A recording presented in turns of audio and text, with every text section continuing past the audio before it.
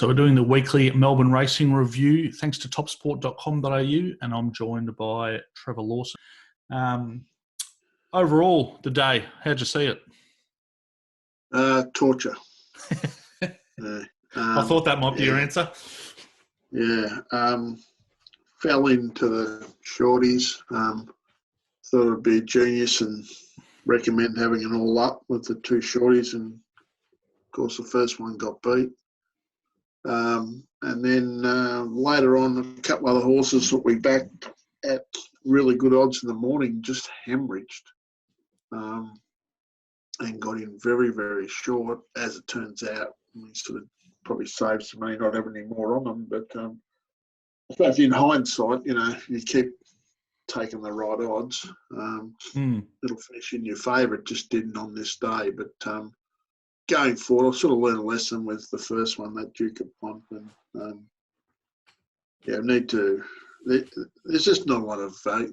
You just don't win a lot of money taking the shorts. And I think this is a bit like your $2 shots, that sort of thing. Yeah. So I think you sort of need sort of at least 20% margin. You need at least like 250. And if I'd sort of taken 250, well then I would have had the saver bets, and if I had the saver bets, at least we save on the winner.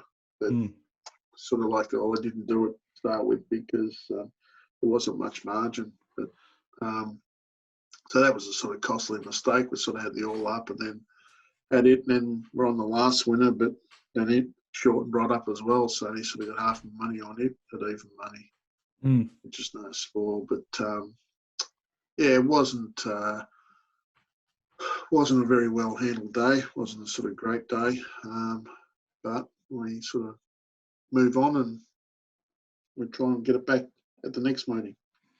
Yeah. So do you have, just in terms of those shorties, do you generally have a rule that a minimum price overall that you don't really like to play below, or are you happy to take anything that you see as value? I don't really like taking odds on, but I think the last one we took odds on was I think we might have backed Nature Strip at Caulfield first up. They bet like $1.85 or something, but I had it priced like $1.30. Yep. So I was sort of happy, and it didn't really back it like it was $1.80 chance. It just sort of had something on it. But it's just, I think more so going forward, it's more if you think they've got a good thing. You just don't make much money, And it's so in hindsight, it's a wonderful thing. But when I was sort of looking at it, well, Mark Duke of Plimpton, even money. Well, in reality, and the market's got it out to sort of 220. So I'm saying it's going to get beat 50 times in 100, and the market's saying it's going to get beat 55 times. Okay. So you probably sort of want some sort of margin there. Yeah. Okay. Yeah. All right. Well, we'll do over another review and have a look race by race. Yeah. Just quickly on the track. Yep. On the times were pretty okay. It ranged in the day. I sort of just call them myself for my own database, so I sort of don't worry. But I only called it a soft 7. So they were running. A couple of races they ran positive sort of slow track times. So especially early on and the last, I didn't think the track was too bad. There's a lot of talk about the track, the rail out 6, with the sort of punting form analytics. It's sort of good for just seeing where the winners were. So you can see that the barriers didn't really matter. So 4 winners drew 1 to 3 and 4 winners drew 4 to 7. Mm-hmm. But the big things were, and it didn't really matter where you were at the 400. So, 1 winner was on the fence, 3 winners were in lane 2, 2 winners were 3 to 4, 1 winner was 5 to 7, and 2 winners were 8 to 11 by then. But more so, you had to be in the running line down the back. So from the 800 to the 600, 8 of the winners were either hard on the fence or 1 off the fence. Right. That's significant. So I think what happens is they stay where they are. You needed to be on the fence. they tend to stay in formation, and then so the leaders just get a bit of a slingshot up the hill as they come around the corner, and then it's just hard to run them down. And so, do we have any sort of indication how that compares to the overall at the track, or? Well, generally it's an on-pace track, but I think it was just sort of more savage then that, you just sort of needed to be on the fence. So the only two winners I think that weren't on the fence were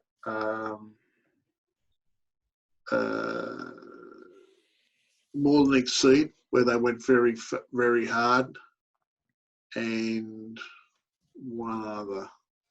Off the top of me. So sorry, More Than Exceed was the only runner. Sorry, that wasn't in the run. It wasn't sitting in Wayne's one or two. In that race, they went really quick. A couple of winners sat outside the leader. So Buffalo River sat outside the leader. Atlantica sat outside the leader, and there was another one, and all the rest were either leading or on the fence. Yeah. So, okay. And that's as you said, a bit further out. So, in terms of how they're setting so up. when it just gets soft track, when you get sort of soft, of course, it's just, it can be, the softer parts here and there where it's sort of on a good track, it wouldn't quite have been so severe. But it wasn't so much that it was a one-lane highway inside. I think it's just the way they raced. That down the back was more important. You had to be inside near the fence. Yeah, okay. Yeah, it's interesting. Pretty good reports, those ones, aren't they? Yeah. It's it just sort of gives you sort of some sort of clarity, and then you can sort of. I like to look at it first, see what it's sort of says, then go back, then sort of go and watch the races, and out of this meeting. I'm definitely looking at people doing their videos, definitely looking for horses that ran well, that weren't on the fence, that didn't have that bias. Yeah, so they defied the pattern a bit. Yeah, and they're the horses sort of going forward that you're sort of looking for. All right, yeah, good stuff. Okay, we'll start with race one. We'll have a look, which was 2-year-olds over the 1200. So Diala for the Hawks, SP'd at $7.50 from Rose of Sebring and We Go Bam. Yeah, they just walked here. So you can see here the winner went. He ran his first 600 metres in 39.8 seconds, and his last 600 in 35.1 seconds. So that's 4.7 seconds. It's about 28 lengths or something difference. So that was just a jog trot, small field. Melita beat the horse that sat second. It was coming back in distance, Diala. They're no stars. I don't get any of these. There's sort of not much to take out of the race. No worries. We'll move straight on to race two, which was the benchmark 78 over the mile. Duke of Plumpton SP'd at $2. There was slightly better available, but Shot of Irish for Richie Lamming got the chocolates, the favourite second, and Connery in third at about $20 at SP. Yeah, in the run, I just thought, Duke of Plumpton's just going to win here. And then he did lose a little bit of ground on the corner to the winner. And then in hindsight, the bias sort of suited. So the winner, this is where it gets a bit tricky going forward because the winner was super and it just went to the line super, but it did have the bias. So but it ran basically, on the day, it ran 1.4 seconds quicker than the par I've got for a slow track. So where most of the other races ran negatives, or there was another race that just ran slightly quicker. So it ran very, very fast time. You can see for the class that day it ran 7 lengths quicker than the class. So it was super. It did go to the line sort of with its ears pricked.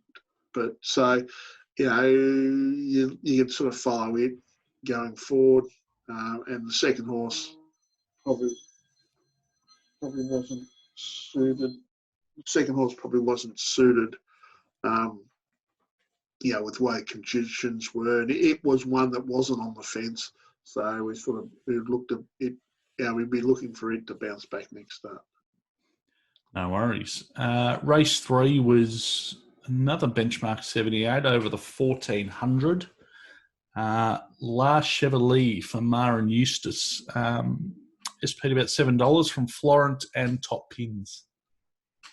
Yeah, well, this race was, I think what happened, so we had the first leader won, the second leader won, and then here it was just the Charger Light Brigade.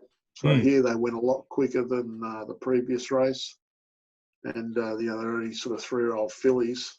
The third horse here was terrific. Again, had the bias in its favour, Top Pins, but it had no peace the whole way. I thought it could win again. Florent ran on nicely a bit. It was sort of, and La Chevalier, it was in behind the leader. It ran okay. Luna Corn was probably a bit disappointing, but the pattern didn't suit it.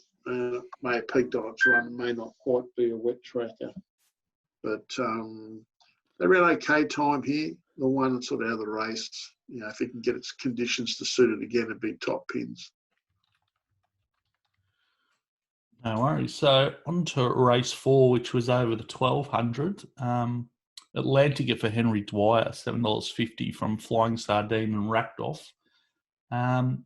You backed Racked Off along with Cass Village and took some really good prices compared to what they jumped at early, but didn't get the chocolates, unfortunately. No, so we took some $15 Racked Off. It ran $6 and took $10 Cass Village. It got into $5.50, but got out to about $6.50, $7 at the death. So I thought he probably went a bit slow on Racked Off. I think I would have liked to see him go a bit quicker in front. Sometimes they sort of get out sprinted. The winner did sit outside him. So it was one that won off the fence, but it was only, in lane. It was outside the leader. And the second horse was big odds, 50-1, and it drew barrier 1. So it was behind the leader. The fourth horse was okay there. It sat 3 wide the entire.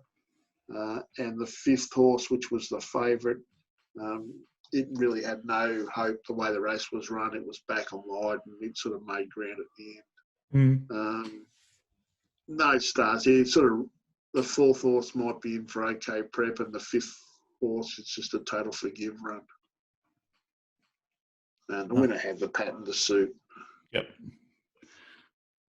No worries. Race 5 was out over the 2100. He's a fox for Greg Urell, $5 from Turidin and Rising Archie. Yeah, it wasn't a great race, this. The winner was on the fence about midfield. Then he sort of got off the fence and came wide in the straight. But down the back, he was in the important spot and on the fence. The second horse was okay. He was sort of held up in the straight. Third horse, which I think's out of She's Archie, the Darren Weir stayer that ran second in the Melbourne Cup a few years ago. It's a promising stayer, but he probably wants a bit weaker class. And the fourth horse, it sort of sat outside the lead, had every hope. Again, not a great race. The sort of winner carried under the minimum, had been getting beaten restricted races, had the right sort of run here. So not a fantastic race going forward. No worries. Race 6 was also over the 2100. Rising Red for Bussett and Young, $11 from Cars Off and Norway, who are both fairly long. I think you marked the winner here about $9, I think, if that's right. Yeah, marked at $9. It just led all the way. It's another one of these races, so it led all the way. The second horse, which was 30-1, sat behind the leader, and the third horse sat outside the leader. So, but a lot of these other horses got beat a long way. So you can sort of see, the fifth horse got beat 8.5 lengths. So, whether you can sort of forgive them and all that. The winner's a good wet tracker. It was a good effort going, second up 2100, but again had the bias in its favour. Yeah. So you're sort of not sure what to do with this sort of form going forward. Yeah, you got to be pretty careful with it by the sounds of it. Yes. Yeah, race 7, back to the 1200, the 3-year-olds. Final Man, which got right into $2.70 and won pretty impressively from Al Burke and Sovereign Legend. This was heavily backed. It sort of missed the kick, and then he sort of pressed on 3 wide, and they just let him go to the front, and he let him do what he liked.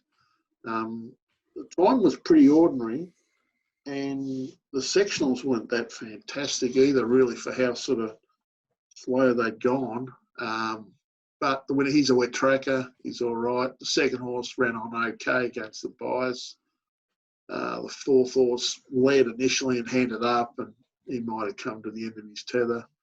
The rest sort of limited, but the winner it was just put on. The winner just had its birthday. It was basically handed to him, so he can sort of win again in the same sort of instant. He needs a wet track.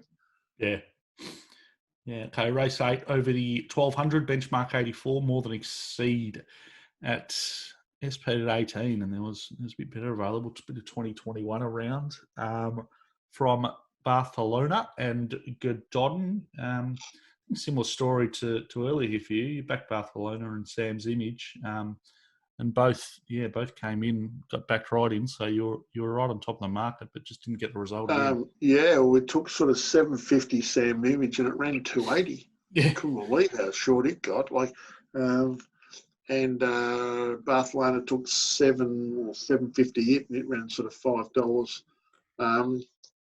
Unfortunately, this race they just went 100 miles an hour. So you can see, Final Man ran his first 600 metres in 38.6 in front, and this race, the leader, Music Edition, went 37 seconds. So it was like 1.6 seconds difference, which is about 9 lengths.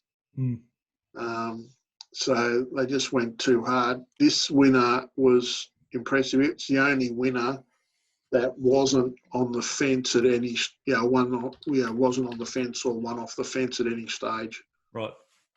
So it was, and Barcelona was sort of 2 off the fence. It ran well as well. Gododin had the bias. It was sort of on the fence. Sam's Image, it was sort of, I suppose going forward we'll be on it again. Just one of those horses I'm always on. You can always sort of make an excuse for it. The one there that was out of the market and ran on, I'd be sort of happy forgiving Mystery Love. It got a long way back and ran on okay at the end. But the winner was pretty impressive. Was suited by the tempo, but I'd like to back it again in another, if you find a wet track somewhere. Philip Stokes, I think, isn't it? Yeah, Philip Stokes. Yeah, and the second horse was okay. Yeah, okay. And the last of the day, the 1400. The first shorty of the day did us in, but anyone who backed the last one got out thanks to Ollie, who got the job done on Buffalo River. SP $1.90. There was a bit of $2, a bit better around from Achernar Star and Harbour Views. Yeah, well, in hindsight, maybe you should just have one bet for the day, just back this at evens and be done with it. I thought it was a legitimate odds-on chance. It ran odds-on. The second horse was huge. Had the bias to suit it because it led, but it sort of worried the leader, the winner a bit. Then it was sort of big gap to Harbour Views. Harbour Views was beaten 3.5 lengths. It was fair. Pacodali ran on good. It looks like it's in a good prep. It's changed hands from Lindsay Smith to Maddie Raymond, who was Lindsay Smith's 4-person. Yep. So it's in for a good prep on the wet track. But Winner's a good horse. He does it up the front. He runs time. He sort of breaks their hearts a bit. Keeps going. I heard. I think he's going for a spell though, according to the trainer on the radio this morning. Right. But the second horse was impressive. The third horse is all right. He's always had a big boom on him, the third horse. But as I said in the preview the other day, he's never run any races with any tempo. Right. So he sort of just gets to sort of, out sprint them and that. So I'm interested to see how he goes this prep. Pacodali, sort of can improve a bit. it ran well, just not once a wet track and sort of 1,600, 2,000 somewhere. But I think the winner's a nice horse. I think you're going to put it out and bring it back in the spring. There's definitely a win in it. And, if you can get it one of those 1,400-metre races at Caulfield early in the spring where, the inside's the place to be, it'll be pretty hard to beat. No worries. All right. So overall, sounds like there's a few horses to take out of it, and especially just be aware of the, those positions in running where they were at, and any horse that defied it, especially, it sounds like is something to keep an eye on. Yeah, if anyone's watching the replays, and that I'll just be trying to identify horses that did well against the pattern. So horses that weren't in the running, weren't on the fence or in the running line down the back. So there was 3 wide or further, and then in the straight sort of ran on. Good stuff. All right. Cheers for that. We'll catch up later in the week. I think we're back at Caulfield on Saturday, but got a slightly truncated Warrnambool Carnival, of course, with no nobody down there. But so jumps racing tomorrow, Tuesday, but Wednesday's all flat cards. So you're going to do a set of ratings for that, and that'll be available basically for anybody. We're going to give everyone a look if they want to have a look at the bull on Wednesday.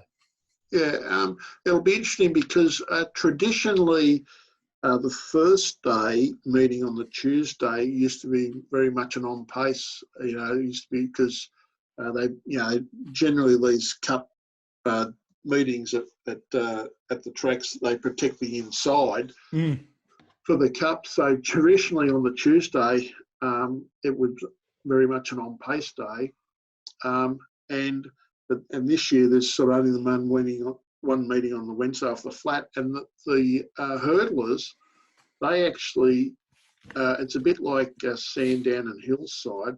They actually have their own corner from the 600. So from the 600 to the 300, they don't race on the course proper. Okay. They go around a different corner. So that should all be protected for the meeting on the Wednesday. So, traditionally a lot of these races are run on the Thursday, and by then the races had, the tracks had sort of 20-something races run over it, and it sort of gets a bit choppy. But this could be a good betting race, good betting meeting on Wednesday. There's 2 2-year-olds, which is sort of give them a pass, but the rest of the races, there's the Wangoom, the Cup, and then there's about 5 races where I think the benchmark 70 is the lowest class race. So, hopefully we can get a bit of Saturday back. Yeah, good stuff. Sounds good. All right, we'll look forward to seeing your prices on Wednesday, and then, we'll chat again later in the week and preview Caulfield. Great. Thanks, Mark. Thank you.